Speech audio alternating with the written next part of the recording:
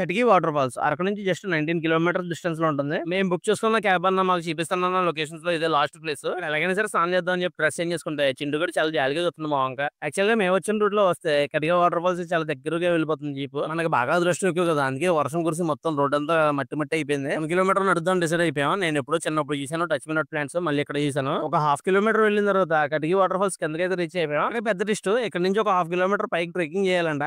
Trekking అంటే రాళ్ళు రప్పలు ఉంటాయేమో కదా, స్టెప్స్ ఉన్నాయి పర్లేదు. ఒక 180 to 200 స్టెప్స్ ఎక్కిన తర్వాత ఫైనల్లీ మనం వాటర్ ఫాల్స్ దగ్గర అయితే రీచ్ అయిపోయాం. ఆ వాటర్ అయితే చాలా చల్లగా ఉన్నాయి. And finally this is the view of Katiki water falls. Water falls అయితే మామూలుగా లేవు, చాలా బాగున్నాయి. అండ్ 100 ఫీట్స్ నుంచి వాటర్ పడుతుంటే అసలు వాటర్ ఫాల్స్ కింద నుంచి వాడికి ఈ విమానం మొత్తం ఎక్కిపోవాల్సిందే, అంత గట్టిగా పడుతుంది వాటర్. ఈ వాటర్ ఫాల్స్ విజిట్ చేసిన తర్వాత 4500 క్యాబ్ కి న్యాయం చేసి అనిపించింది నాకు. ఎందుకు వచ్చేసి ఆకలిస్తుందని చెప్పి అక్కడ కింద బంగ్లో చికెన్ అప్పటికప్పుడు కుక్ చేయించి తిన్నాను. 2 లొకేషన్స్ చూస్తూ వేడి వేడి చికెన్ అంటే ఫీల్ అయితే అదిరిపోయింది బాబాయ్. ఈ లోపు వర్షం కూడా అదరగొట్టేసింది. మనకి మార్కెట్ ట్రిప్ అయితే అలా ఫినిష్ చేసాం.